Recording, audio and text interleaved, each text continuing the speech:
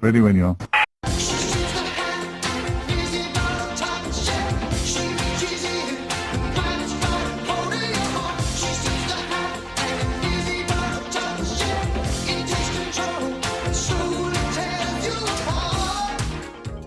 Sparklers, synchronized speech, and stunning serpents. A trio of disembodied threats choose wildly different methods to threaten the Doctor and chums in tonight's Look No Hands edition of I'll Explain Later, with your hosts me, Jim Hall, me, John West, and me, Matt Needer. Mamma mia! Tom Baker pitches up in Renaissance Italy and scares a horse in the hope of a mouthful of salami. We invite you to attend the Masque of Mandragora. David Tennant signs on for a sci-fi charabanc, hobnobs with a gay divorcee, and is soon flummoxed by a sinister twist on a replacement bus service. No standing on the top deck in Midnight. Peter Davison gets bellowed at by a spooky granny and a pith-helmeted fruitcake. Everyone's going loco down on Diva Loca as we meet the Kinder.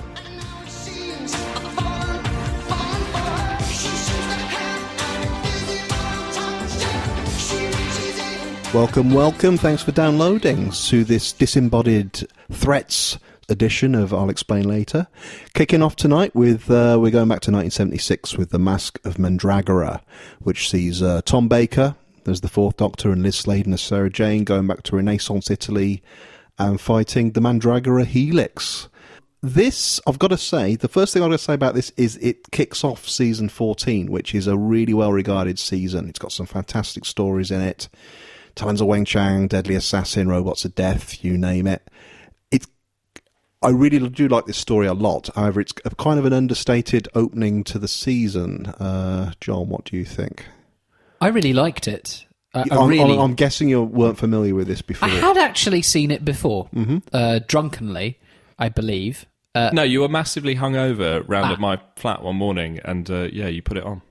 But I think I fell asleep halfway through or something because I only had very hazy memories of it. So I felt like I was still coming to it relatively fresh. But I thought, I have seen this set piece before and what have you.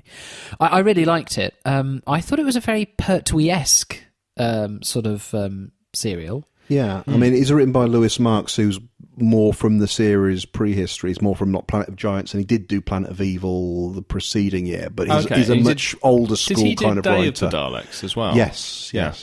I thought it was a very... this will sound like I'm really damning it with faint praise, but it seemed like a sort of by-numbers Doctor Who. There's a scenario, there's a situation, there's an alien threat, there's a bit of an investigation, there's running about from here to here. You get to one place, the guys are in the other. There's some sub-characters that need to be... there's a villain, there's a sub-villain. But I actually think that's... I don't mean to damn it with faint praise. It's a workmanlike, honest-to-God romp. You hang your brain up or outside. It's just enjoyable. There's action. Tom Baker jumps onto a horse and gallops off. I don't think he does, but someone dressed as the fourth... Possibly Terry Walsh. Someone dressed up as the Fourth Doctor does. But I thought it was quite fun. And one thing that really stood out for me in this was the quality of the sets. The sort of beautiful Renaissance palace. Well, it's not quite the Renaissance, is it? Because it's the end of the 15th century. But the sort of... that invalidates all of your arguments. I do apologise. But that late 15th century interior is really good, and that sort of floor does look like it's marble. And there's the corridor looks like a real corridor, and whether there's a combination of matte and matte paintings and what have you, but it all blends together very well. It looks like there's money on the screen. The costumes are luscious and rich. There's a lot to look at. Well, it's almost like, actually, because the exteriors are lovely as well. There's a lot of they really did well finding those locations. Well, or that location. It's all shot around Port Merion, which is obviously is most famous for being used in the Prisoner. Of course. And actually, to tie a couple of these threads together, I mean, if this story feels at all sort of workmanlike or insignificant, I think it's only because of the towering classics that surround it on all sides. Wow. Not maybe Seeds of Doom preceding it. Okay, maybe not. But later in the season. But just generally of the era, I think. And actually, certainly the way I'd not watched this until I watched it for this, sort of its reputation to me had been, as the Port Merion one, the one where they used, the locations from The Prisoner. I mean, two things I would say is, one, that I agree with you, both of you guys. I think this is absolutely fantastic. And I think it's largely because, if it is workaday Doctor Who, it's workaday Doctor Who being made by a team who have really got it so screwed down and pretty much can't put a foot wrong at this point. But also... Robert Holmes is the script editor at this point, yeah, right? Definitely, yeah. I say definitely. I mean, yes, it's very clear that he's getting everything. I'm sure Lewis Marks did all the stuff, but nothing's been left to chance. No, it's all tied down. I don't think John's seen The Prisoner, but me and Jim both Big have. Fan, yeah.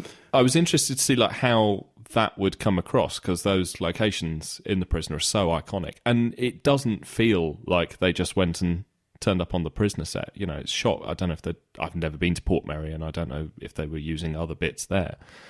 But no, in a telling indication of the amount of homework that I do for this podcast, I had no idea that they'd filmed it in Portmeirion, and it didn't sort of strike. I had no idea that they had. I was actually going to ask where they found this wonderful location, because they just used the sort of garden and the folly aspects. Yeah, I mean, there's no sort of weird villagey nonsense. They've gone off to North Wales to film it. It's great. I mean, things to come.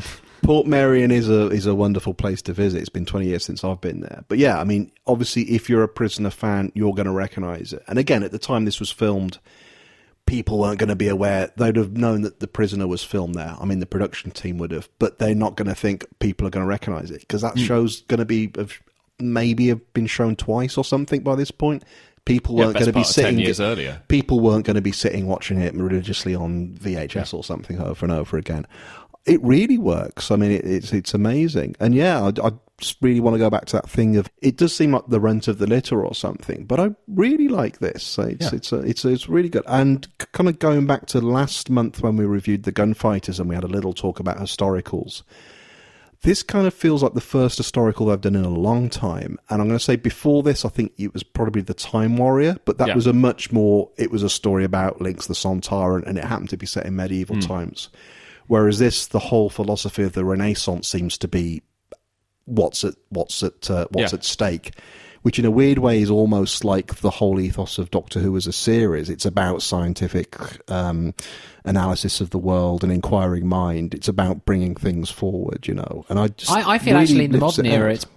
or certainly under Moffat, it's become less that. But I agree, in that era of Doctor Who, and still for me, what I personally like best about it is that sort of that aspect of Renaissance and Enlightenment values, that sort of idea of enlightened progress. Yeah, because that seems at stake here, which is a genuine sense of peril. Even without the Mandragora Helix as a villain, just that contrasting ways of thinking about the world. Yeah, between the Count and the Count Federico and Giuliano, and whichever one it is. But that said, one of the things that I really enjoyed about this was how elegantly that was written into it. That it was never done with that sort of heavy-handed looking ahead of like, oh, well, this is the point where science wins over superstition.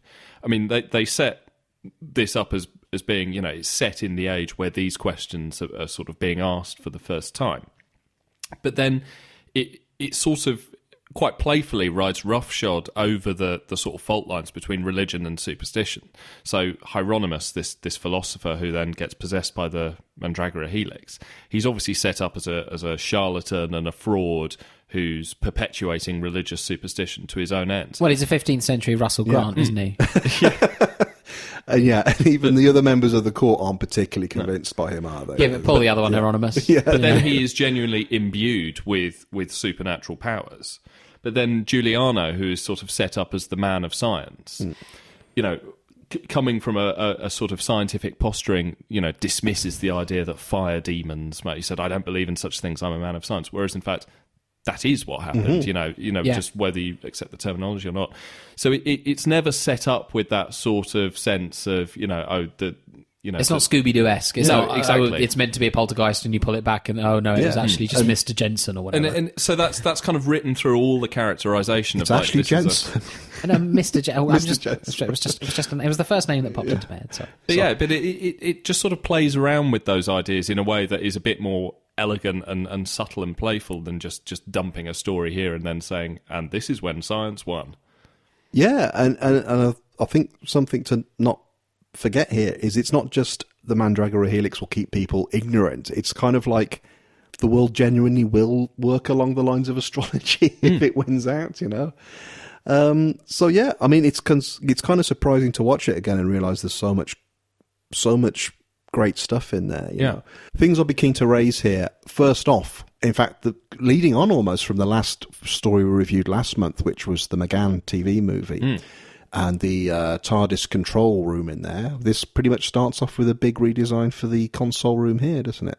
Yeah, he goes full hipster with his faux mahogany interior. He's going Jules Verne on our ass. Yeah, and is it the first time we go on a really sort of... I mean, it's not massively... It's not like sort of Journey to the Centre of the TARDIS style, but is it the first time we go for... Yes.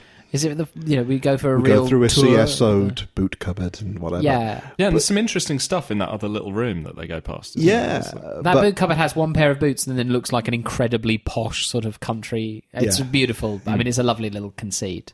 I really like that, and I think that the second control room looks rather funky. It does, and they keep it for the rest of that season. I really like it. It's kind of a show. I think the official line is it warped in storage or something, because they certainly go back to the traditional one with the next series when Graham Williams takes over. But I love it. What and was it just to just do something a bit different? Well, I think Hinchcliffe and Holmes had decided we've moved Doctor Who on a certain amount, and it's almost like them putting a stamp on it saying. This is what we want with it now, which was the gothic, the horror, that kind of thing. It takes a lot of confidence to do that actually, you know, we've got this overarching tone to what the series is now. Yeah. And we're going to change one of the most iconic the design to reflect It's interesting you talk about the gothic horror aspect, because I was, when you see the guys chanting the brethren. the Demnos. Yes. Is it Demnos? Yes. Demnos. Cult of Demnos. The Cult of Demnos. Of Des Lynam. I can do dry. That's pretty niche. That's for anyone who can remember a 1998 Right Guard advert. If you get, I was going to say, if you got that, write in and we'll send you a copy of the DVD. No, the Cult of Demnos people, when they're sort of chanting and huddled around in their masks and that, it's very reminiscent of the Demons and another serial that we've reviewed, Planet of the Spiders. I really like that direction and what have you that Doctor Who's going in. Just on the central performance of Tom Baker, I think it's very interesting. When we go back to the first episode that we did of this podcast, I'll explain later. Actually, last time we saw Tom Baker, it was in the first episode, Horns of Nimon. That was in the Horns of Nimon, which I love, but the performance he's somewhat more confident in that. Yeah. He's just a bit more off the hook, isn't he? Well, yeah, but it's overbearing. I really begin to see the difference in the sort of the unshackled nature of the performance there. Whereas here, he's still very bohemian, but he's and different. But it's rather more controlled and more interesting, I think, perhaps as a result. Definitely, he knows he's in a drama here, and he has to get the stakes across to the audience. Whereas by Nimon, he's winking at the audience. Yeah. There are still great lines, like the bit where Juliana asks, "Should I continue with the party that I'm hosting?" And he says, "Oh yes, absolutely." And he the world's probably about to end, but he says, "Yes, it definitely should continue. Ask Sarah; she loves a dance, and save me a costume. I do love a knees up." And it's just it's such a wonderful line. It's so gloriously delivered. But actually, there's something really delicious in those things being relatively sparing and not being the constant MO. Exactly, they punctuate it rather than I mean, one thing that I did sort of wonder in this is that, I mean, obviously he's a lot more on the leash and probably better in this than he is in the Horns of Nimon. I still don't know if Tom Baker is actually a genuinely good actor or if he was just so the right person, the right human being to play the Doctor at this point. Because sometimes when he's given a chunk of dialogue that is sort of functional rather than something he can put a spin on, the delivery does feel very self-conscious. It's like you never get the sense that this is a naturalistic performance. I think the best way to think about Tom Baker is perfectly cast. He's an excellent actor, and let's just leave it as that. That's beautiful. He's perfectly cast. I mean, I've not seen him in too much else, but certainly from a few other things. You've never seen him in Medics? I've not seen him in Medics. Deceased. I've seen him briefly in that. I'm thinking more of the Amicus horror is in, which I think he's very good Fault in of Horror. Oh, and immediately after Doctor Who when he played Sherlock Holmes. He's very good as Rasputin in that the Nicholas and Alexandra. Yeah. film. He's very good in that. But in Doctor Who is just amazing. And yeah, I think it is absolutely whatever the reverse of finding a muse is. It's almost like the muse found him there. I don't know. He's just fantastic in it. But what do we make of the Fourth Doctor in this? Because he is all action in this. Unusually That's why I so. said it was quite Unusually Pertwee-esque. Yeah, he's quite happy just to get stuck in and sort of absolutely kick ass in this. That, you know, very soon he steals a horse, he's vaulting balconies, he lassos the executioners. He steals a horse with his twice. scarf. He steals a couple of horses. And then, you know, in episode 3 where there's a sword fight, you know, the look of glee on his face as he rushes in with the sword yelling, "You can't count," and then gets stuck in. It's like, that's a great line as well. It's like, and he really labours it deliberately, which I really love. He's a brawler. Like, he likes to get stuck in and, you know, knock a few heads together. Yeah. and I quite like that aspect to I quite like that aspect to the Doctor here. I think Well, I it's think great. he can, again, it's very fun, isn't it? It's I think it's a large, very fun serial. This is really fun. We know because we know what we know, that sort of Tom Baker is a big gregarious individual, and obviously he was drinking very heavily at this point as well. You know, not I'm drinking very heavily right yeah, now. well, absolutely, not problematically, but sort of, you know, he's a big, you know, big drinking, full of big the joys talking, of life. exactly, full of the joys of life, and that sort of really comes across. He's quite the sort of bruiser here, isn't he? He's the big character. Absolutely, yeah. I mean, it's picking up on leads from earlier Doctors, because you can imagine this broad outline working for, I'm going to say, all 3 of the previous Doctors. You could certainly imagine it's a Hartnell serial. He wouldn't be quite so physically active, but they've probably given those parts to, you know, Ian Chesterton or Stephen.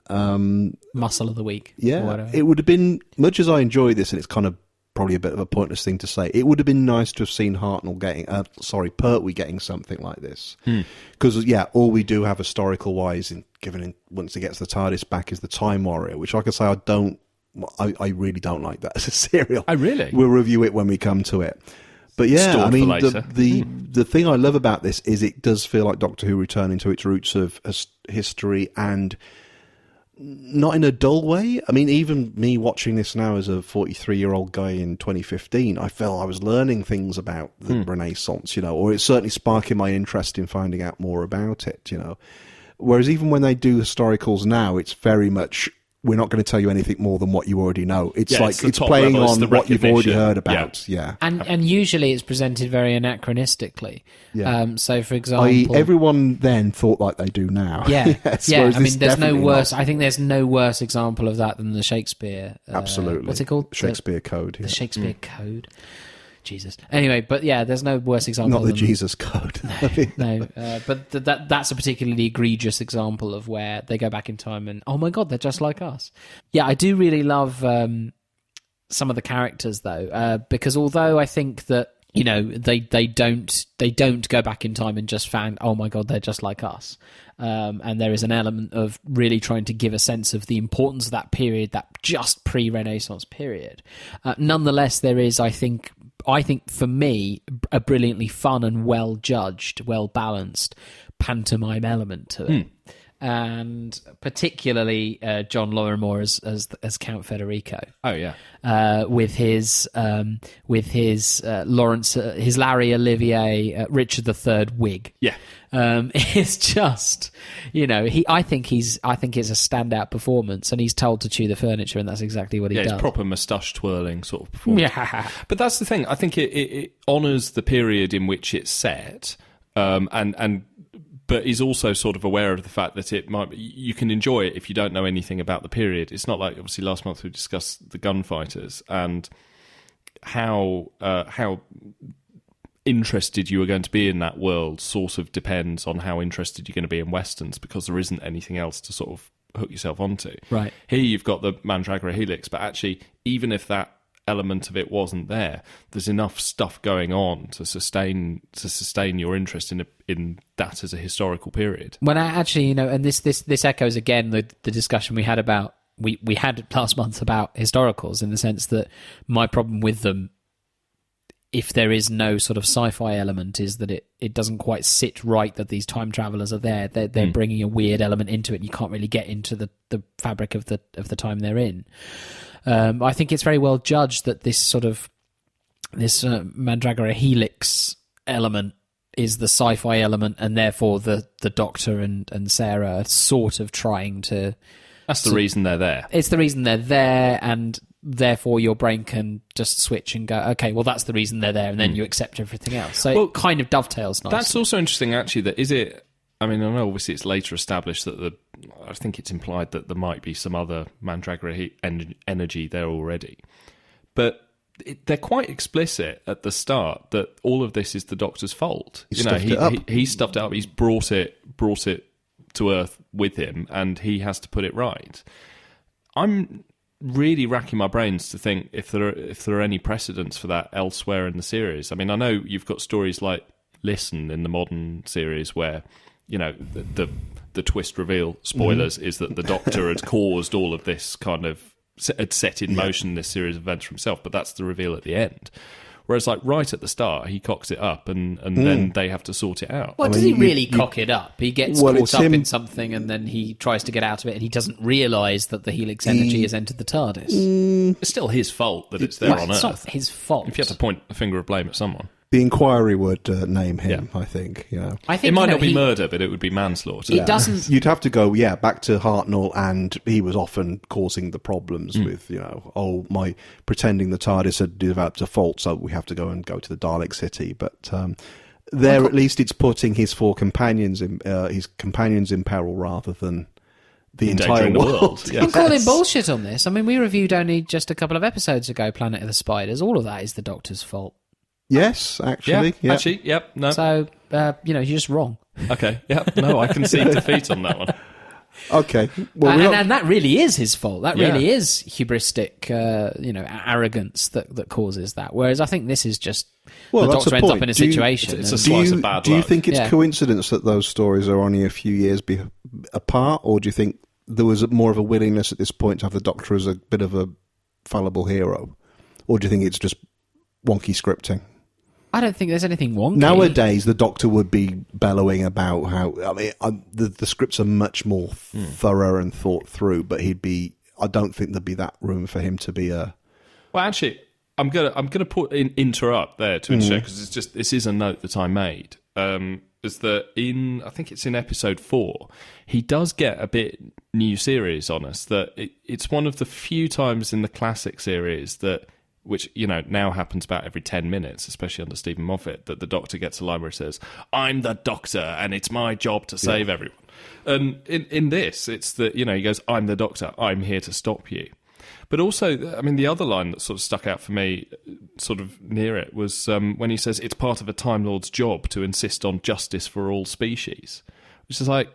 No. I see no other evidence for this anywhere else in Doctor Who. Absolutely not, no. No, but that's what he's decided that interpretation is. Yeah.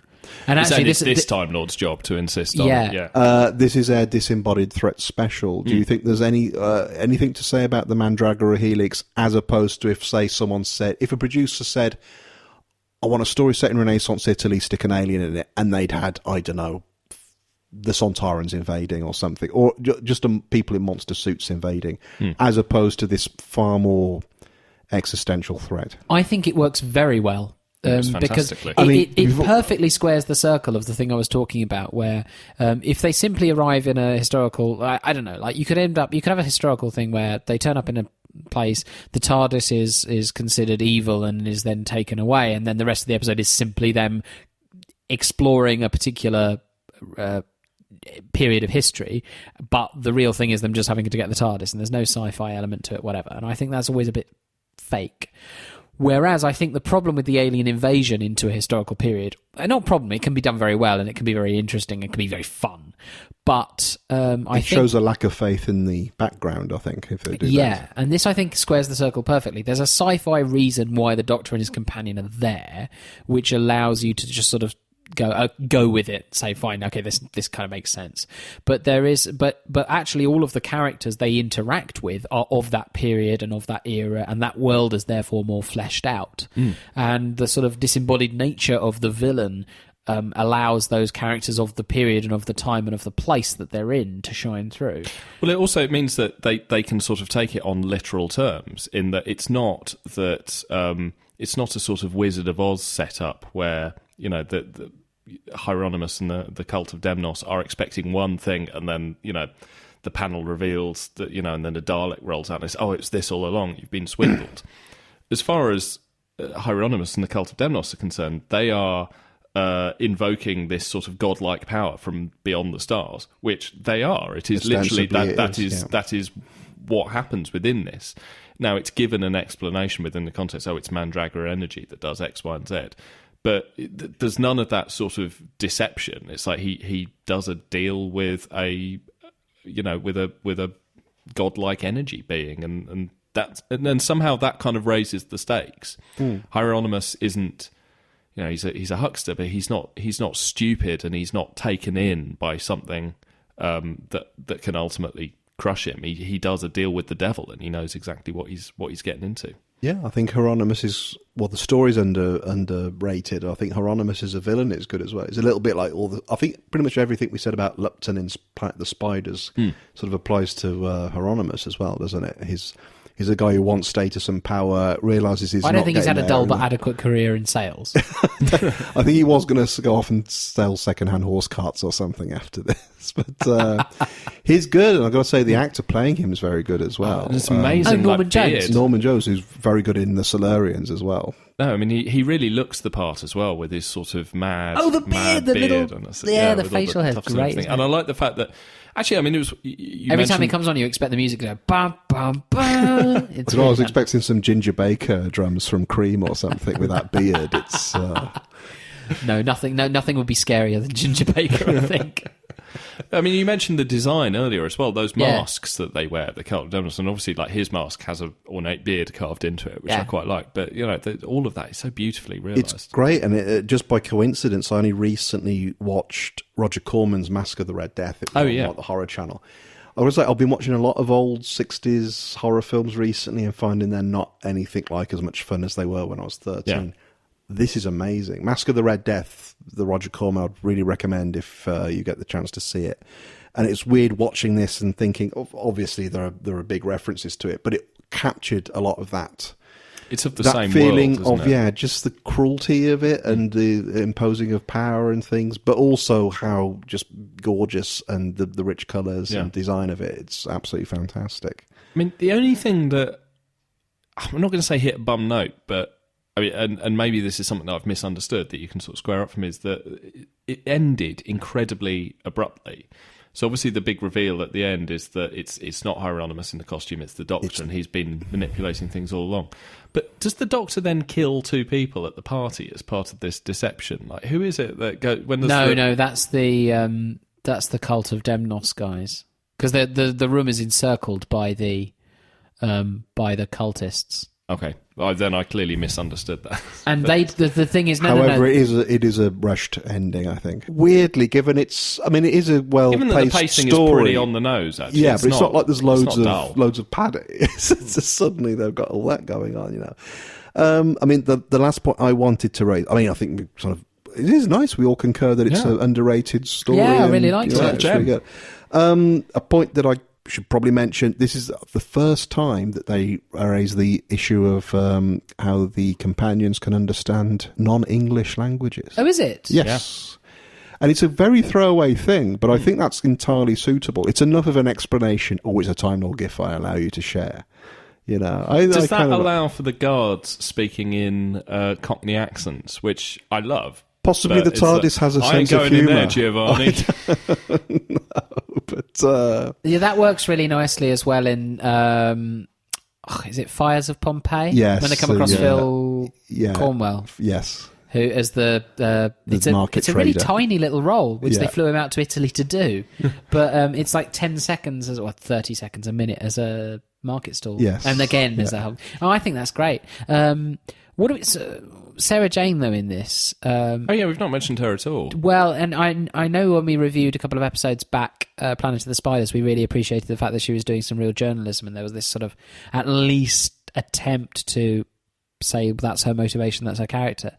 She really is just there this time round, isn't she? And I do feel and she's a great actress, so that it's not. Liz Sladen carries it really well. She's not really given very much to do. She's engaging. She's an engaging presence, and she's great, and she's a very good actress. I think she delivers well, and the rapport with Baker, I think, is very clear. So I think she's great and very watchable. I'm not dissing her, but she does feel underwritten, very underwritten. Yeah, and especially when the Doctor is given so much cool stuff to do, of like sort of fighting and bantering and quipping and disguising himself. She is very much like another character in it. Yeah, and I do feel that's a shame because she is so terrific. But then on the other hand, it means that she is good enough to paper over a lot of that stuff. I just want to say, I generally really did like this serial, but as a bit of a sort of grit in the oyster, again, just an underpowered female character from the writing perspective. So the question that a lot of you are probably asking yourselves is, hey, what does he know about architecture? He's a pianist. Well, the answer is very little until I came here. This place, Port Merion, designed by the architectural magician Clough Williams Ellis. Okay, so our next disembodied threat comes from 2008 with the 10th Doctor story Midnight. And I sort of feel at this point, Jim and I might just slope off to the pub and let John talk us through the next half hour on this, because you are repeatedly, both on this podcast and on your David Bamber podcast. and on your separate David Bamber podcast, repeatedly on record as saying that... Bamber bitches. I think, is this your favourite episode of Doctor Who ever? Yes. Yes. Yes, it Why? is. So... For a start, it's a 2008 episode. It's the 10th Doctor with, not really with, it's a very companion-light episode, but Donna, Catherine Tate, is the companion at this point. And it's in the 4th series of New Who, which is my favourite of the New Who series that have thus far been made and broadcast. Kind of suggests there'll be some that are made and not broadcast, but there's a couple that they abandoned. The reason I love this so much is in a way it's one of the reasons why, for example, I like and so many people do Blink. It's that actually it's a departure from the usual run of Doctor Who that nonetheless makes a lot of sense and works. I think if every episode were like Midnight, as I say, it's companion light. It's very. It was written largely as part of the exigencies of production. It had to be companion light. They needed a budget light episode. This is largely taking. Just to set the scene, the Doctor and Donna have decided to take a bit of a holiday. They're in a resort. He takes a trip out in a sort of vehicle to see a diamond cascade, and the whole of the planet is covered in irradiation, so you can't go outside, which conveniently means when things go wrong and there's a disembodied threat, that they have to stay inside this capsule, which is meant to be exactly like a sort of... it's like a National Express coach or something. Yeah, or a sort of... budget airline, or an airline disaster movie almost in a way. But the reason, to answer your question, the reason I love it so much is because this is, I think, a perfect example of science fiction putting a microscope onto the problems of our modern society. Everything is... And what I love about Russell T Davies's writing in this is that he doesn't simply say, this is about immigration, or this is about civil liberties, or this is about a liberal approach to security issues versus a conservative approach to security issues. There isn't a clear linear thing about what this is about, but it's about all of those things. It's all of humanity. And more. And it's very tied to the... It's us and them. It's us and them, and it's about the other, and... there's the disembodied threat that manages to come in, and the Doctor represents the sort of liberal approach that we should understand it. We shouldn't rush to judgment. The Lindsay Coulson character, obviously Lindsay Coulson, most famous for playing Bianca's mum in EastEnders, does a wonderful... Carol, yes. Does a wonderful job playing, I'm going to cut to the quick, basically a Daily Mail reader, and who's very quick to judge. And there's that glorious line right at the end where she says, "I knew it was her. I said it was her. I said it was her." Yeah, that's great. Just, Sums it all up. And the look of disgust on the 10th Doctor's face when she knows she's been caught out as well. Because there's a look back to her. It's really well directed as well, by the way, this episode. But there is, to put it in perspective again, this is 2008. This is 3 years after 7/7. There's lots of debate about how we should deal with terrorist threats and whether curtailing civil liberties is an important aspect. The discussion about immigration comes up a lot. Again, I don't want to tie it down to the time so specifically, but it did feel very, very relevant at the time, still does. I think it always will be. I don't think those issues ever go away. But it's interesting that the Doctor's approach to this threat is a very liberal one. Let's try to understand it. Let's try to discuss it. Let's try to have a reasoned dialogue. And actually, his approach is the right one. But the resolution is somebody actually killing it. Yeah. Or not killing it because it seems to be able to survive in I sort of think, and I kind of threw to you just to kick this off, to kind of get it going, partly because I know you love it so much, but partly because, I watched it this morning, and it was the first time I watched it since it went out. And obviously I loved it then, and I love it now. I think it's fantastic. I was worried that I actually didn't have that much to say about it, other than the fact that sort of almost in all aspects, it is absolutely brilliant. I think this is one of the absolute standout episodes of Doctor Who.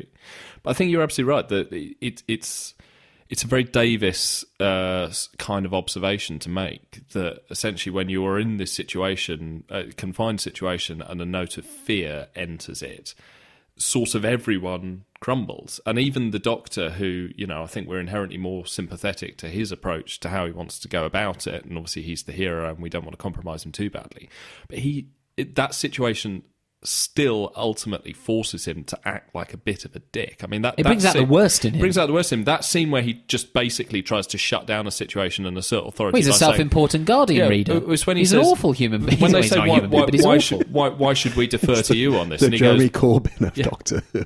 Well, he's like, I'm the cleverest guy in the room. Well, he says, because I'm clever. They say, why should we defer to you? And he says, because I'm clever. And then they all go... And he obviously immediately regrets saying that, and they all go, "Oh right, well now we know what this is." And it's. But then even later, when everyone's dragged down by it. But then even later, when Skye, by the way, that is a fucking standout performance from Leslie Sharp. Oh, she's incredible. The way she. I know that there's a bit of makeup and what have you, but when they keep going on about how evil her eyes are, that's all her. Yeah, it's just so amazing the way she manages to, and the fact that she's also quite not necessarily an immediately likable character, even as Skye. Well, she's a bit standoffish then, but throughout it, when she's possessed, i.e. mimicking the voice, and then later when she has a bit more agency, very subtle facial gestures tell you everything you need to know about. Well, she's one of those Russell T Davies go-to actors. There are a few that pop up throughout Doctor Who. I mean, there's obviously David Tennant was one of them, Christopher Eccleston, Leslie Sharp. She's stunning. Sort of his entourage of people that he knows he can just throw great material at, and they'll sing it. I'm sure we'll come back to the sort of the ideas and the socio-political aspects of this, but just to come back again a bit to it being a cool piece of sci-fi and a cool piece of horror, Jim. I mean, obviously you're the person who's, perhaps most. I know Matt's loves horror, but you're the real horror expert. I found just from a sort of nuts and bolts perspective, I found the whole copying of the voice and the simultaneous thing of the voice just utterly chilling. It's a fantastic idea, and I can't think of any precedents of it. No, it's just, not obviously ripping off a film. The first note I've got written down here is, this is fantastic, but would it have been done if not for those external circumstances of we need a cheap episode that's going to be companion light? And it really does feel like, my favourite film is almost certainly Jaws, which is as good as it is partly because they couldn't get the robot shark to work. Yeah. So they had to come up with all these other things to suggest it. The music, the barrels and all this kind of stuff and hold it off. And you're watching this and thinking, if you had been told do whatever you want, the CGI budgets, whatever you want, I don't think they'd have come up with something. And this really feels like classic Doctor Who. It does seem to be harping back to the claustrophobia and stuff. I absolutely agree with everything both of you have said about the more sort of social point of it. it isn't tied down to things that are happening specifically at the time. No. It is just that eternal thing of it takes very little to nudge people from having the luxury of having a liberal outlook. You know, I'd like to think I do, but it really doesn't take much adversity for you to suddenly batten down the hatches, become panicky, paranoid, and just be a complete shit. And that's what this is all about. And that's so great anyway that it's doing that. But especially given the last Tennant story we reviewed was the evolution of the Daleks, which we all criticised for having too much of the human beings are wonderful in it, which was very, very tired. And so it's kind of weird that this is coming very towards the end of the Russell T Davies era. And it's almost like what I was going to say. Is either like, you know, coming to the end of his rope on it, or he wants to redress the balance or something. But this followed by Turn Left, which I don't want to talk about too much now, but an incredibly bleak set of scripts. It's not a cynical outlook, but it's almost like you know, he's so. Well, I think it's cynical in that it's questioning rather than negative. Yeah, that's exactly. It's not automatically taking things on trust. No, and that's something that carries through. I mean, The End of Time is very. I mean, I've not watched that for a while, and I think it's a bit of a mess. But there are bits of that are profoundly cynical, like the bit where the two homeless guys, are sitting around and speculating that Barack Obama's solutions to the economic crisis are not going to be solutions for them. It's hot air because it's not going to improve their lot. Yeah. You know, it's almost like Davis was totally upfront at the start of Doctor Who, saying what I want this to be about is a celebration of humanity. But it's almost like sort of 4 years in at this point, you know, that it's almost the mask kind of slips. I almost think it's a bit like this feels like the kind of script that Robert Holmes would have written for the new series. Well, I'm going to go as far as Stanley Kubrick. You know? Oh, wow. It's that kind of thing. Yes, I mean, if we're looking with him, but it's that kind of, there's an underlying sort of sense of the nastiness that kind of lurks within everyone. And he's totally ruthless about destroying characters that he spent building up as being like Dee Dee, the student. Which is another great thing with it. None of the first to go. Even though the characters are quite broad and very broadly represent a spectrum of classes and outlooks and whatever. Yeah, none of them really come out of it very well, do they? No. They all come out a bit appalling. All of them come out of it very bad. And at the end, the stewardess, whose name we don't know. The hostess, yeah. Even that, is she a good person or is she just a panicker? Did she just panic and decide? I think both Dee Dee and the hostess undergo something of a redemptive arc. Because actually at the beginning, those wonderful sort of... they're almost sort of... They're so Hitchcockian, the way they're edited and cut when... Little vignettes of them having little conversations. Yeah, and the debate at the back about, you know, why not? And then the music really works with it as well. The music's great in it. The sound effects and the music are really superb in this. But those little bits where it's the hostess who's the first one to sort of really go along with it and say, why shouldn't we chuck him out? It was her idea to chuck Sky out. And she's initially shown as incredibly superficial, and then she comes up with that knee-jerk reaction. And Dee Dee's the one who says, well, actually, we could do it because we got the 6-second delay on the airlock or whatever. But the interesting thing, I hesitate to step too far into this because I'm not an expert about racial politics, but I do think it's quite interesting that Dee Dee and the hostess are both black, and that Dee Dee is marginalised hugely by the professor. And he says, "You're not." I can't remember the line, but he's like, "You think you're clever, but you're adequate, or something." You're average, yeah. And the hostess, of course, nobody bothers to ask her name, and she's in a service position. Oh my God, that bit at the end because that whole sort of that bit where they really linger on just everyone sitting there in silence, absolutely trying to digest what's happened. Yeah. Which is a real gut wrencher of a scene. They shoot that beautifully. And then the doctor says, did anyone get the name of the hostess? And it's like, wham, just like straight in the gut. Yeah. Just as a little kind of crunching final. If you didn't feel rotten enough about humanity by this point. Yeah, exactly. Although even the woman who suggestion saved the day, we don't even know her name. But I do think there is a racial... I really do think there is a racial point there. Yeah, I doubt he wrote the script specifying that. I think that may have been how they were cast, but... certainly, even if it's not a racial point, it's a class point about her as the sort of service class that, we didn't even bother to... Yeah, but even with that, my memory of it, and I only watched it last night, is doesn't it end, go to black, come back to that, suggesting there's been quite a long period before... 20 minutes later. Even before the doctors thought of that, or had the wherewithal to raise it. Yeah. He's possibly just taking things on board himself. But I yeah, think, it's one of the bleakest episodes you can. But think I do of, think that because, like you say, nobody, including the Doctor, really comes out of this well. The first sign of fear, the veneers fall apart. Even the Professor, who obviously is played by David Troughton, isn't it directed by a Troughton as well? Alice Troughton, but she's no relation. Oh, no relation. Okay. No relation. But yeah, it's. Has Alice Troughton directed any more? Because she's done a couple more. She did like The Doctor's Daughter, but she's done an awful lot of. Okay. I thought this was splendidly directed. Not a great script to work with, though. No, but she did an awful lot of Sarah Jane Adventures and Merlin and Atlantis and things. I did Merlin. Well, that would. I did Merlin's in this. I did quickly look up IMDb this morning. But I do think it's excellent. Well, I'm going to say every technical aspect of this is fantastic. Yeah. Exquisite. The writing, the directing, the acting, and the music, as you said. I don't know if Murray Gold from that early lift music as they're sort of heading out, which is it's not sort of jaunty. This is funny. It's deliberately bland lift music, it's music, and then turns into this kind of the impressionistic. thing that Murray Gold can get a bit over familiar, but in this, he pairs it right back, doesn't he? Yeah, and I haven't got the musical terminology, but when things really get bleak, he plays this thing that kind of sounds like Michael Nyman, which is just. I can't really describe it, but it's just so defeated. It's not like horror Omen style stuff. It just sounds like, for fuck's sake, it's it really conveys it all musically. And I thought, Tennant's performance in this, I actually was quite critical of Tennant's performance in Daleks in Manhattan, which we reviewed last time. I think he's terrific in this. Yeah.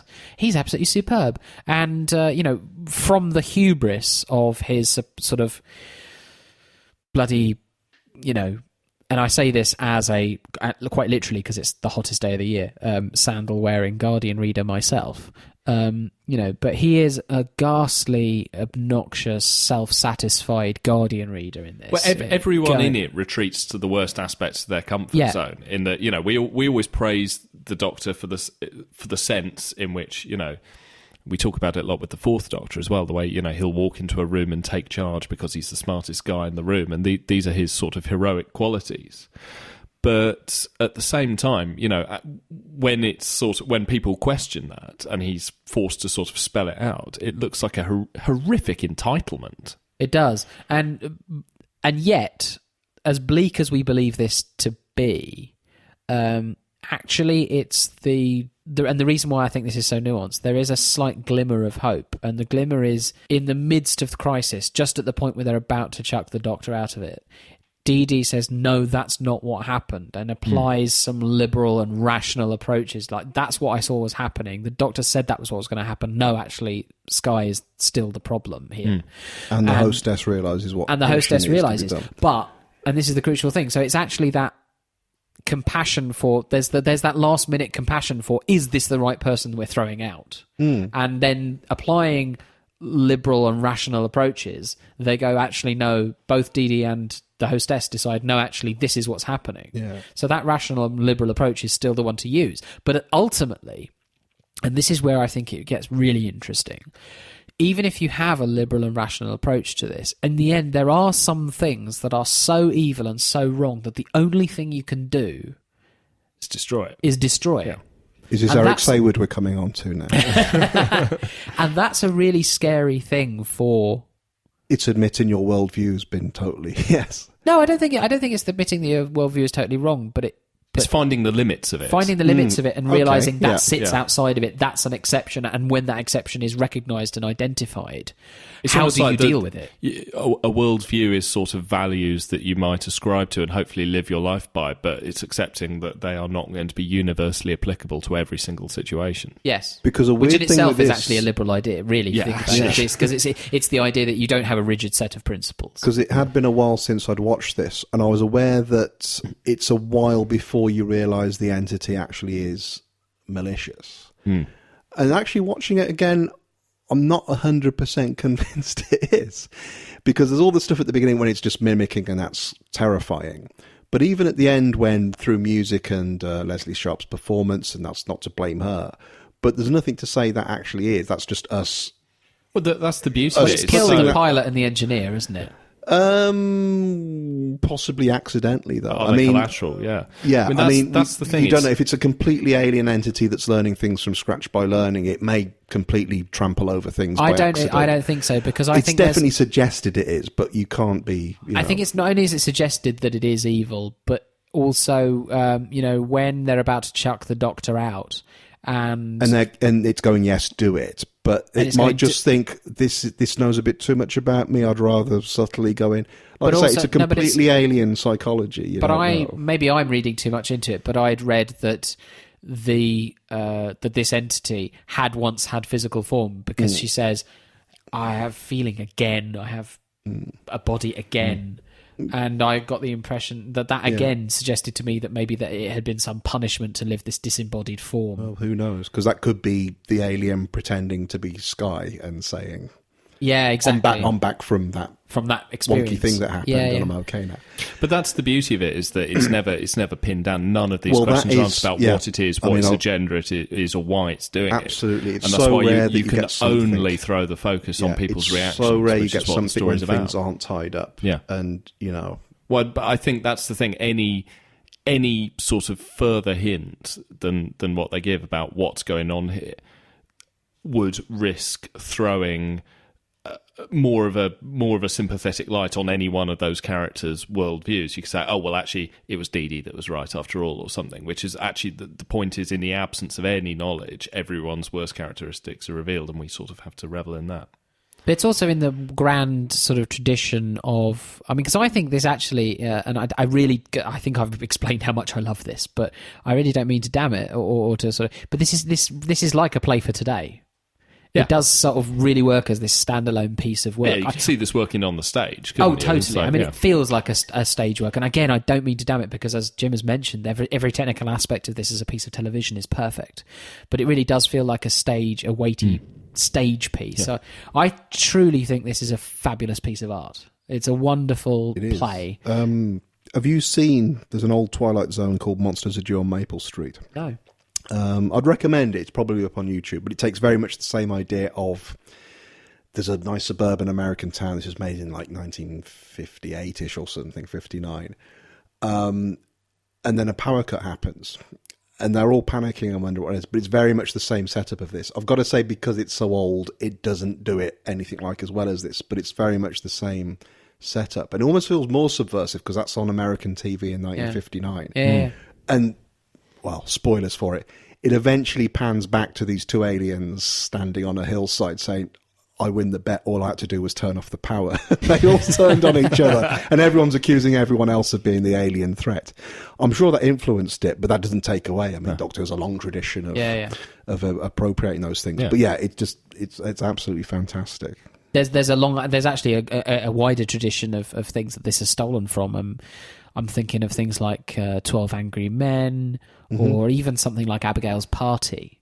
And from a genre point of view, The Thing as well. Of The Thing in it. But just that sense of claustrophobic morality drama. Yeah, I think. I think it's faultless. And even that final scene with Catherine Tate, just where he says, "Don't do that." The look on his face, it's just, he goes grey, doesn't he? Yeah, because it could have had a much cheesier ending with everything's back to normal. I think that was even quite written quite cheesily, but there's the performance is just so... Yeah. I really am not sure what reputation this has amongst fans. I remember I was out in town the night this was on, and a couple of friends came from watching it at a screening in a pub or something. And one of them was very critical of it. I think the consensus amongst these couple of people, so it's a very small sample group, was it looked cheap. And I can imagine, because we discussed, I really think the synchronized speech is absolutely incredible. It's very affecting. You can imagine if that just doesn't work for you, the whole episode might fall a bit flat. I wonder if you're watching it for the first time. I also think if you're watching it, maybe, I don't know if you're and also Doctor Who fans aren't the best people to judge Doctor Who. I think maybe if you'd gone, if you're watching it in a pub, it's no, it's a real piece of this is in your living room. It's a piece of. It's a really intimate piece. But this hasn't been picked up in the way that Blink has or something. No, it hasn't. It hasn't become a sort of standout obvious fan favourite that gets feted in all the polls and what have you. I do personally, I think I've made that very, I find that quite strange, but it doesn't bother me. But I think I do really believe it's possibly because it's an outlier, and I think this is probably a theory best expanded on other occasions. But I think you've already mentioned that you wouldn't want Doctor Who to be like this every week. Actually, Doctor Who couldn't be like this every week, whereas as I say, this is something to discuss at another time, but I think where Doctor Who gets it wrong... Next week, Thorpe Park. Yeah. So where Doctor Who gets it wrong is quite often where something that works really well, but is a bit of an outlier, is then taken as a model. So in the Sixth Doctor the Moffat era, for example. Well, the Moffat era, they try and do Blink every week. In fairness, even the second RTD, I think, is like, that worked last time. We know we can do the historical... But also, I think a lot of the Sixth Doctor era is an attempt to do Androzani every week. I mean, but without any of the sophistication, but with all of the bleak tone and the horrible violence, the Moffat era is an attempt to do Blink every week. Like, I think people fate those episodes because you can hail them and say, right, this is what I want Doctor Who to be. And I don't think anyone, even if, and I think we all agree this is in absolutely the top tier of anything any era of Doctor Who has produced. But I cannot visualise how Doctor Who could work like this week on week. And it's not so much that as a template to do that again. It's more going right back to the Hartnell days and just saying every week we're going to try something different. This wouldn't have worked in Hartnell. Well, it might have done, but they'd have had to have really pulled out the stops for it. I kind of think there are shades of... I mean, obviously, the Edge of Destruction is enormously flawed, but it's in the same ballpark, isn't it? Oh, yeah, it's trying to do the same thing, but obviously that's not a well-regarded... And we'll review it in the fullness of time. But just... I'm not... Like I'm saying, it's not that you should do this episode frequently, but your approach should be, let's do something we've not done before. That's Doctor Who. It's a jumble sale. It's a scrapbook. You could keep coming up with new things for it, rather than just coming up with a formula that you repeat year after year. Just on the technical aspects again, though, one of the bits that really stood out for me as someone who's really loved this episode for many years now was, and I hadn't really thought about it before, but that bit where she's introducing the in-flight entertainment, and all of the entertainment is running at once. It's actually completely irrelevant to the story, but it's so disorientating. Yeah. It is, and it looks a bit irrelevant now, but at the time, actually even at the time it was a bit off, but as someone who used to have to catch buses all the time, there was a brief period when they did used to have screens showing bits from the Blue Planet and stuff all the time, which really only lasted on, I think, the number 12 route, which is a very popular bus route, for a few months. And it's almost as if a lot of people wrote in and said, fucking shut that up. But yeah, just all of that stuff. And the fact that trains have quiet zones, which everyone observes very very thoroughly.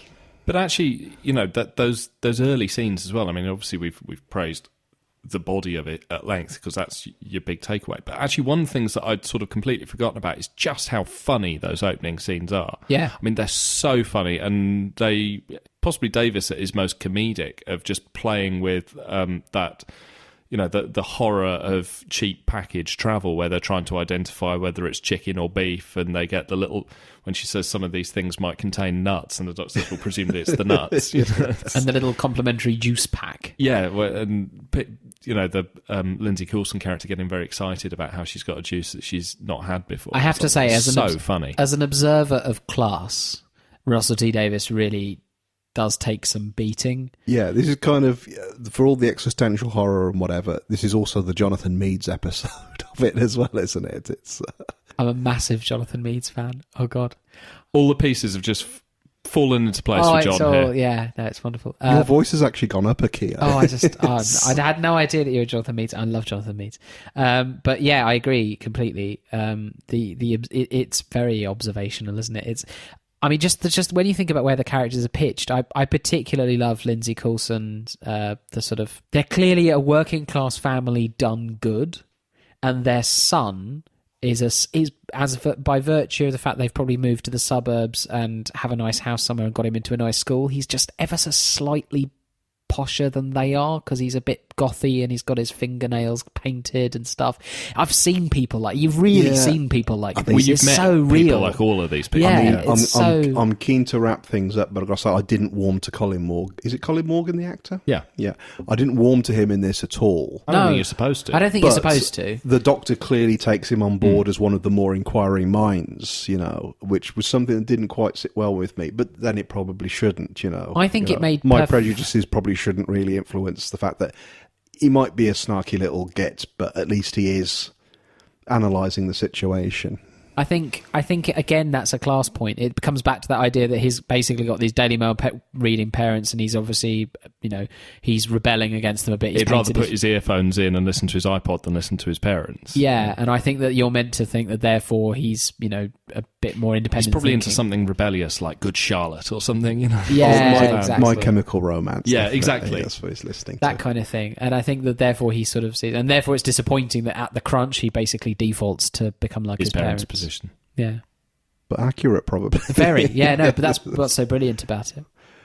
But the thing is, on recall, I can get it at a certain speed, but David and I had to do it like that. And I had to really, really kind of keep going through it in my head to make it come out quickly. 6027298167. Sorry. So, from the sublime to... Matt, can you introduce the next serial we're going to discuss? I feel you've prejudiced it slightly there. No, surely not. Well, we're talking about Kinder, which is from 1982. It's from Peter Davison's first season. Written by Christopher Bailey, who I think only wrote this, and he wrote Snake Dance as well, yes, didn't he? The did sequel the following the two year. Mara scripts. And yeah, two Mara scripts. Obviously, the Mara is the disembodied threat in Kinder until it embodies. Manifests. That's it. That's a much better. Until it manifests at the end in the form of a giant papier-mâché snake.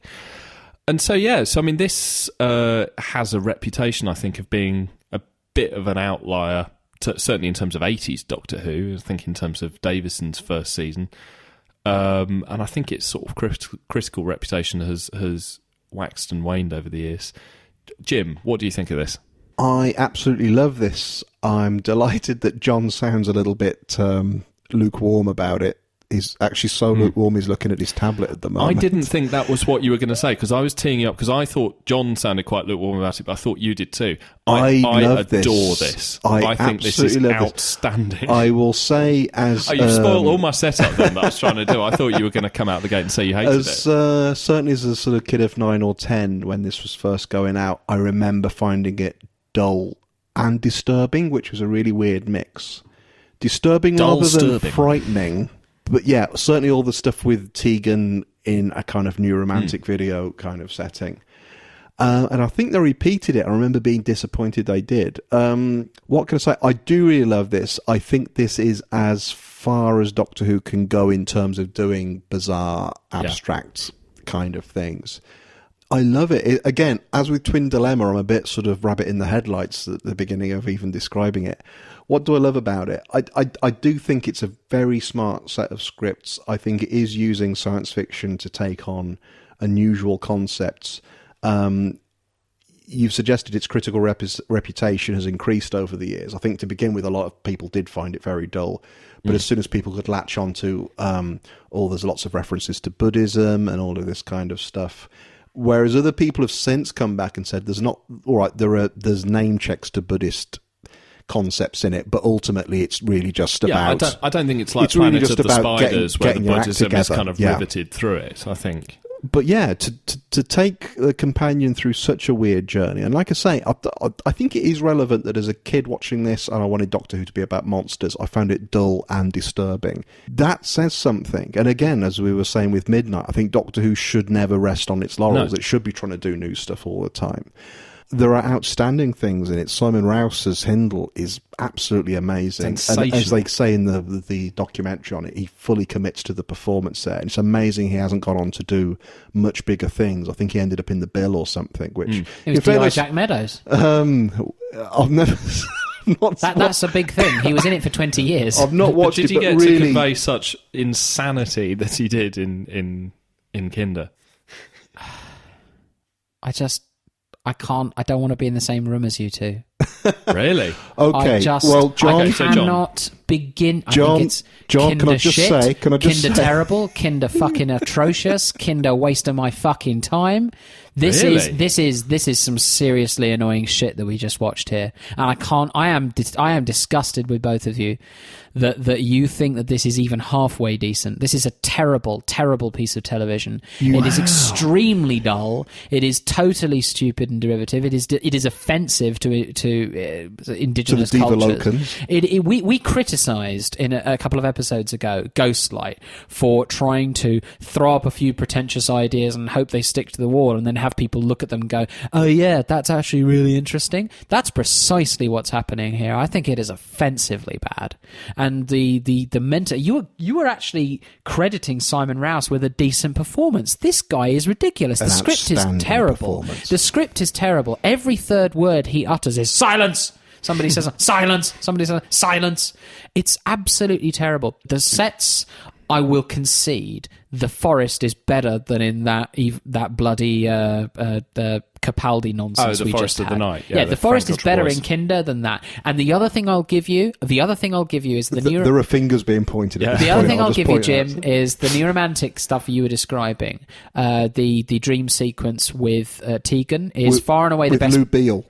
Yeah, with Lou Beale in a blink and you miss it performance from the actress whose name I cannot remember. Anna Wing. Yes. Say for Beeblebrox's Mother. yeah. Yeah. Shit, yeah, whatever. So that He's is a still going. standout. That is the standout segment, and it's really well done, and it's extremely. It reminded me of some things that have happened later in Doctor Who, chiefly the Doctor's wife.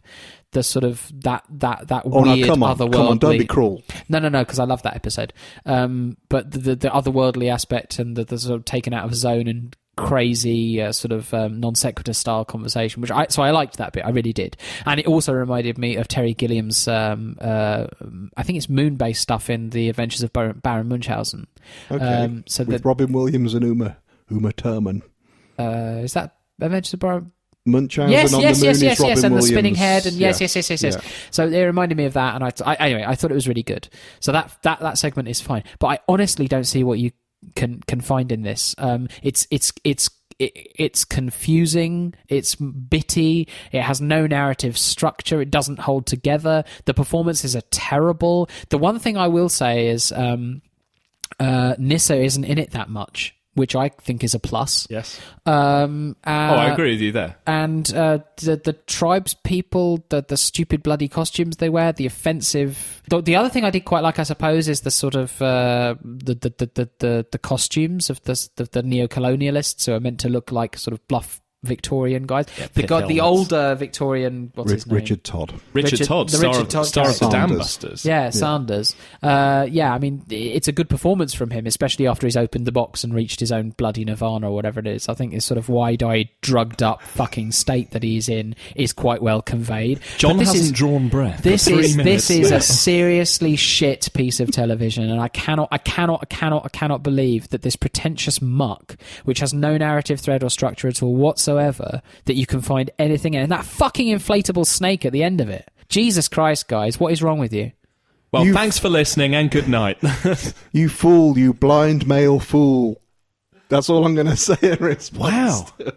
Wow. I was annoyed watching this. You've been sitting erect to the microphone during all of that. Wow. I'm So this really- is your... not as erect as that fucking snake at the end of it. I'm seriously, guys.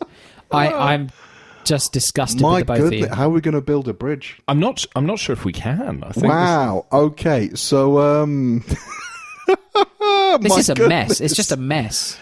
So, I really like this. I think what we need to do, we need to treat this like Yeah, we need like to some somehow sort of offer a bit divorce of an reconciliation olive proceedings or something. Where branch, yeah. we'll now each get a space to say Wow. what This we is thought. like trying to get soundproofing from I my think we're already upstairs at the point where we neighbour. need to divide up the record collection, to be honest. Wow.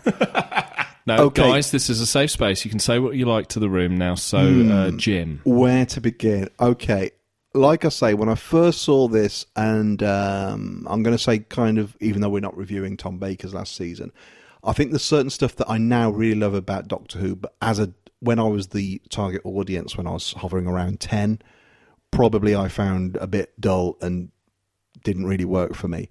no, I really love this. I don't know what to add other than what I did earlier, what I've said earlier, which is I think Doctor Who should go to unusual places narratively and dramatically.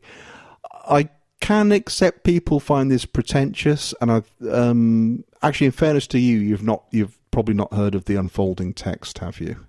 No. Which was a book written in the early 80s. I think it might have been someone's PhD or something. But it was two American academics, wasn't it? Alfredo Tulloch or something.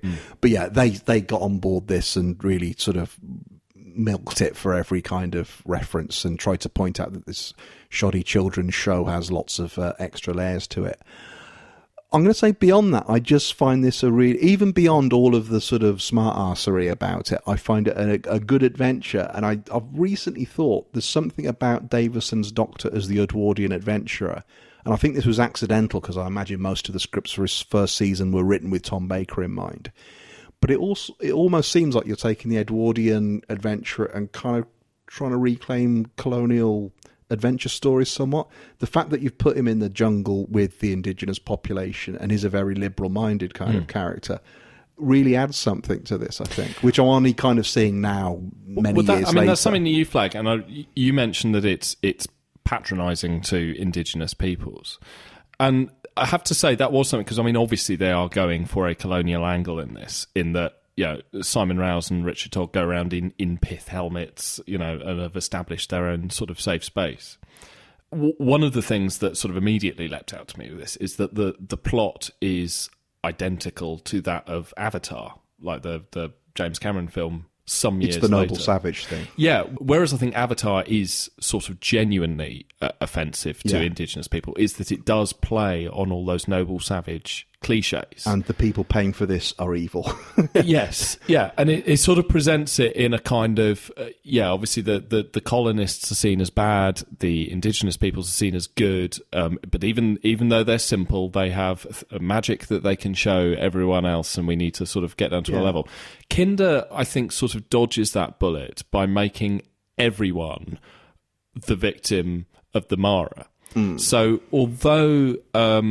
because that was the thing, watching this, I was worried that it was going to go down those sort of noble savage routes, and that ultimately the Kinder, with their simple ways, would show the colonial idiots what they've been missing out on.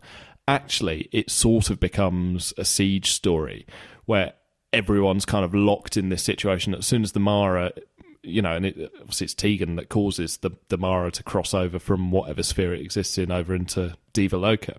Well, her mind, it's her particular issues. Yes, it's what she brings to the table. But once that's underway, there's nothing, you know, it's the Doctor that resolves it, and everyone in this situation is simply a party to the resolution. Everyone has a part to play. So it never goes down there. I mean, I think had, you know, the Kinder waved a magic wand and then they'd all sat around and said, "Oh, well, isn't this wonderful that they're so simple, but they can show we, the civilized people, can learn things from the Kinder." That would have, I felt. Well, yeah. I mean, I think a point that's made clear here is that the Kinder themselves are extremely sophisticated. It's just that they're presenting themselves in that sort of sense. It's not that they never knew anything otherwise. The crystals that they've made to invoke the Mara are something that they'll all go through, and all of the colonialists go through as well, and it's more a matter of attuning their psyches. I don't think the idea is that they're ignorant savages, and there's just something to be something. They're meant the whole fact that they've got the DNA kind of the double helix thing suggests, and the healing box is meant to be a technical piece of they're actually quite advanced. It's just that they're go on, John. It's your turn. It's your turn. Yeah, John has the floor. I've got to ask. I mean, like I say, I realise a lot of people might find this pretentious or smart-assed or boring, but I do find it a good adventure in itself with good cliffhangers, and I think the plot's always moving forward. Are you not actually finding anything dramatic in here? No, I was going to say, that was my next point. I was thinking, just park for a second any of this metaphysical discussion about, you know, mental illness or karma or whatever the fuck it's meant to be about. It's it's an infuriatingly tedious watch. I mean, nothing happens from one bit to the next. They go into a room, they go out of a room, they walk in the jungle, they come back from the jungle. The mad D.I. Meadows from the Bill barks at some guys in fucking wigs and skirts. And I just don't see anything here. I mean, I sat this almost in tears, watching this almost in tears at how tedious it was. I was beside myself with how boring it was and how many ideas were being flung up at the screen in a desperate attempt to make it seem like there was something worth watching, and there really, really isn't. I don't see it at all. And I don't think, unlike even fucking Time Flight, which I hated, I don't think that Davison even can do anything. He seems limp and on that unwatchable note, almost. I couldn't disagree more on that note, because I actually think this is one of the few times in the Davison era where real sense, because obviously it's a massively overcrowded TARDIS by this point, and some real thought has been put into how these characters interact as people. I think that the presentation, first of all, as John correctly pointed out earlier, they resolved the issue of what the hell to do with Nyssa by making her feel a bit poorly and getting her to sleep out in the TARDIS. And that's the best. Which remind me to come back to in a second. That's on the positive side of the ledger. That's the best positive solution to that. But then, so you've got the kind of three-way interaction between the Doctor, Adric, and Tegan. And I think that works so well in that the Doctor... They sort of foreground the fact that the Doctor is irritated by Adric being around, and Adric is the sort of the kid overlooked, desperate for some attention, and so as soon as the guys in the base start to listen to him, he perks up at that. And they're replacement Doctor figures for him, aren't they? Yeah, I suppose. Absolutely. The Doctor is more interested in Tegan's intellectual development. So as they go out to the forest, he's doing, and it's a very new series sort of thing, he's saying, oh, what do you observe? What do you observe? How are you reading the situation? And then whenever Adric pipes up, it's sort of, oh, pipe down, Adric. But then later, so Adric's doing the magic trick in prison, and the Doctor is sort of a bit condescending in terms of saying, "Oh, well done, you've learnt a new trick." But then later is forced to rely on doing that himself. They basically, and I think this plays really well off the sort of supposed blandness of the Davison Doctor. They make him a little bit of a prick. It's never sort of foregrounded too much, but he's got edges to him in that he's clearly irritated by Adric. He's a little insensitive to but people. He's also quite pompous. I mean, he is very patronising. When him and Todd go out into the forest, he's very patronising about sort of observing the Kinder as a sort of colonial anthropologist kind of vibe. And then Panna, the old wise lady of the Kinder, sort of shoots him down straight away and says, the only reason you could have survived this is because you're an idiot, you're a male idiot, and sort of just is continually beating him down in a way that sort of, we've seen sides to him, we've seen his sort of his flaws. Yeah, and this is an interesting thing to do with the Doctor, especially after Tom Baker, when he kind of is pompous and knows everything, and actually does know everything because he'll have been to that. If he's not been to that planet before, he's going to bluff his way through it. Whereas here, I mean, it's been cited before, Davison doesn't know what's going on, and he's learning it as he's going along, and that kind of takes it back to Hartnell. I think that's another really good aspect of the story. John's just wobbling his eyes around. Wow. You've given up now. Okay, so here's a question for the room. Do the Doctor and Todd have a thing going? I think they clearly, do. Just before I forget, yes, the reason I said remind me with Nyssa, this is chronologically the first Eric Sayward script-edited story, because they were filmed out of sequence. And already he's doing one of his classic mistakes, which is the guest character in it is a smart lady scientist. And then he can't think what to do with Nyssa, so he just writes her out. Yeah. Rather than thinking, do we strictly need that guest character, or can we get Nyssa to do that? The smart scientist, yeah. Man, oh man. But yeah, I mean, for all the highfalutin things I'd like to say about Kinder, I've got to say as well, Nerys Hughes is absolutely stunning in this. She's so wonderful, actually. Hot. Well, she plays it very well, but she looks fantastic. I think if she existed in the real world, Todd, now she'd be presenting BBC4 documentaries on making science and anthropology fun.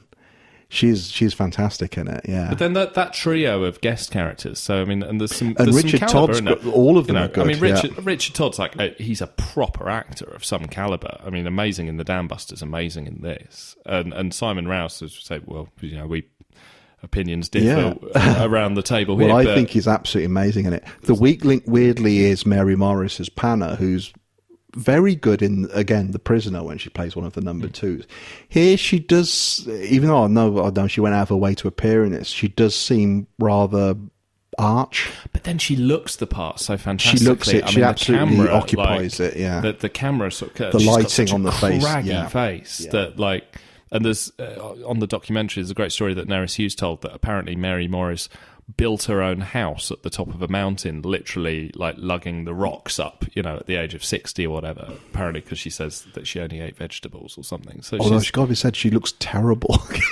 She's not that old in this. I think she's only in her 60s, but she looks about 90 or something, doesn't she? But just an amazing sort of visual. I mean, it's that kind of... I think I'm not sure if her performance is up to much, but it's perfect casting in terms of... Because I remember, like, years before I saw this, I used to collect... I think it was around the time the McGann film, there was like a Doctor Who trading card game that came out, and I remember myself and Peter Camp, who I imagine isn't listening to this, used to go... Shout out to you, Peter, if you are. Shout out to Peter if you're out there. We used to go to the...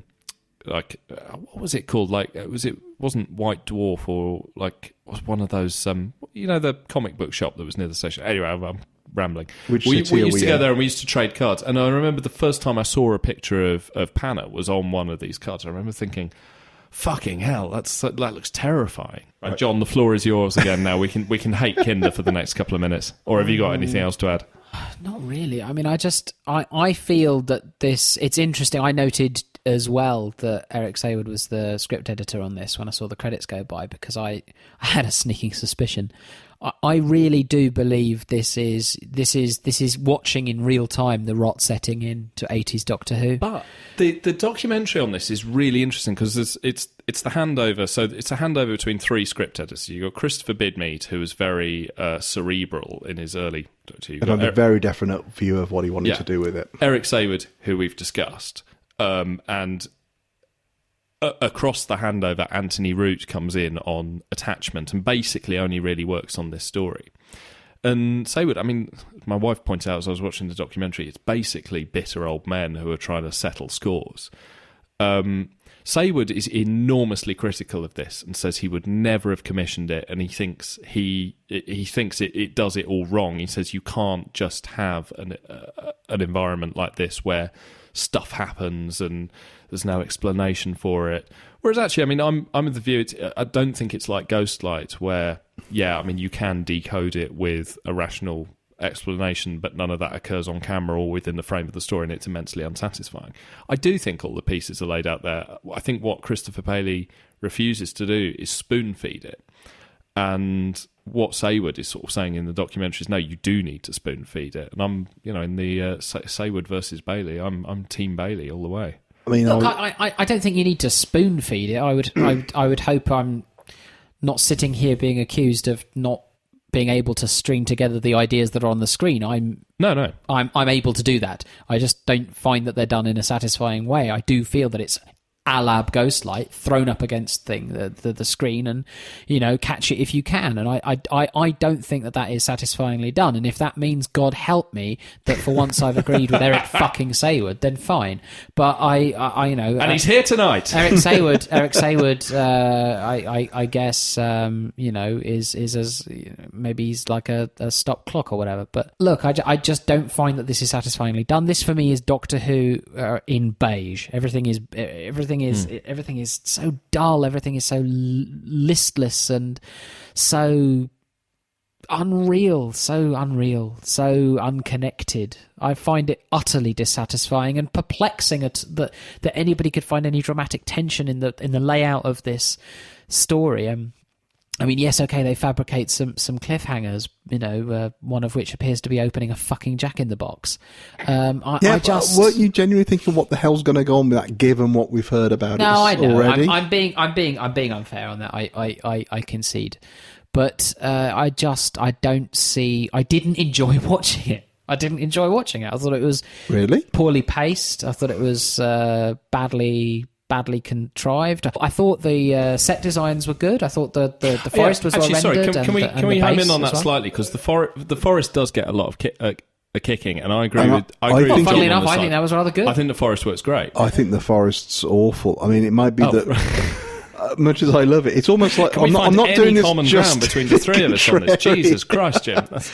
But I'm just thinking. I mean, given Doctor Who has a good history of convincing, or I don't know if convincing is the word. Adequate? No. Really good-looking jungle planets, as far back as I don't know, Planet of the Daleks or something. But certainly as recently as Creature from the Pit, which is a bloody awful story, but the jungle looks amazing in it. And here you've got TV Centre. And the thing is, you could say the budgets have been altered a little bit now, but it's weird that in the next story, which again we're not going to review now, but that's The Visitation, but that has some actual film inserts done at the end for no reason when they're actually at Pudding Lane. And you just think, why weren't you doing that for the jungle here? It's amazing. Well, Saywood's point on the documentary is that if you try to film a tropical jungle paradise anywhere in the UK, you're just going to end up with. But you've seen Creature from the Pit or Planet of Evil or something. They look great. Yeah. No, I think they could have done a much better job with that. But I don't know. But there's something we should possibly raise about the special effects in this that we've been sidestepping. The snake, yeah.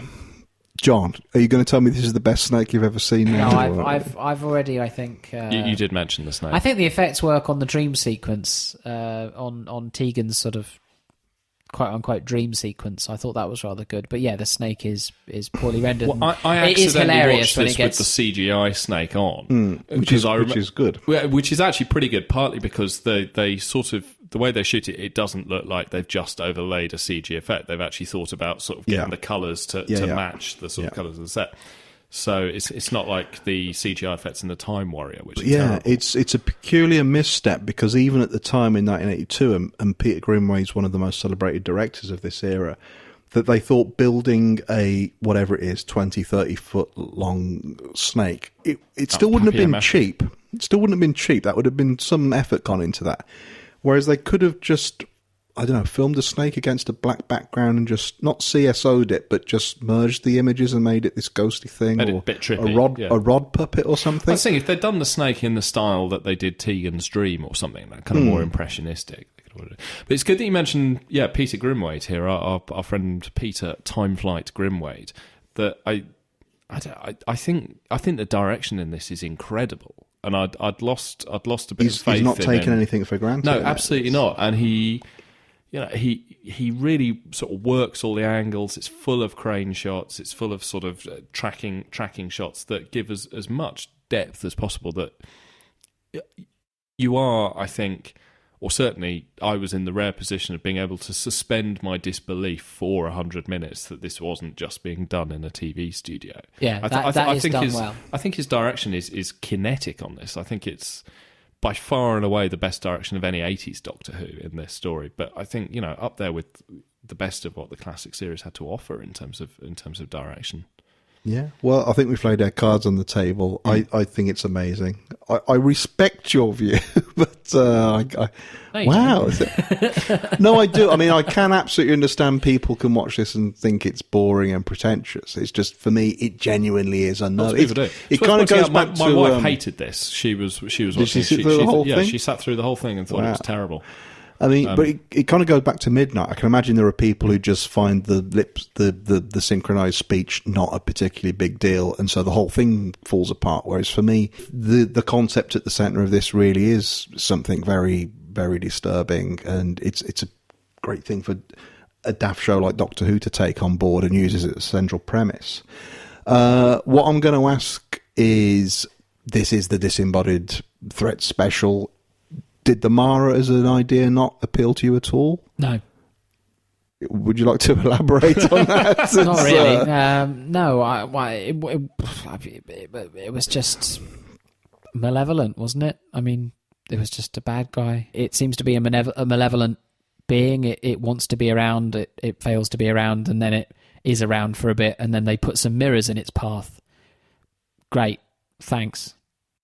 Now, here's the bit I never liked about Kinder, coming up now. There's a bit of a shame, this. What? That's just the snake. The snake. The snake dodgy. was not that Yeah. convincing. Oh, dear. The large Yeah. snake. Oh, she looked kind of familiar too, actually. Oh, hello. I'm having a bit of a hissy fit. See, that's meant to... That was worth So, waiting but now for. it gets marginally Thank you, worse. Matthew. Here we go. Oh, see what you mean. The circle must be get close. See, that's not meant to be a fake snake. That's meant to be a real dear, snake. dear, That yes. just doesn't. Where does it draw its energy from? It's one of those things you wish actually, a bit like he redid Star Wars. They should go back and Yes. They could redo that, couldn't They they? could redo it. Digital technology. Okay, well, that's it. Thank you very much for listening to our Disembodied Threat special. I think we're going to go to the pub now and see if we can resolve our differences. Well, Yeah, just, like a reformed colonialist, I might do so with a goofy grin on my face. just their voices are going to go to the pub now. I am actually physically going to go to the pub. Gonna physically go. And I'm not going to buy you a drink either. Oh, come on. Okay. Well, depending on how this goes, this may be the last episode of I'll Explain Later. So, from me, Matt Needer. Me, Jim Hall. And me, John West. See you next month. Good night.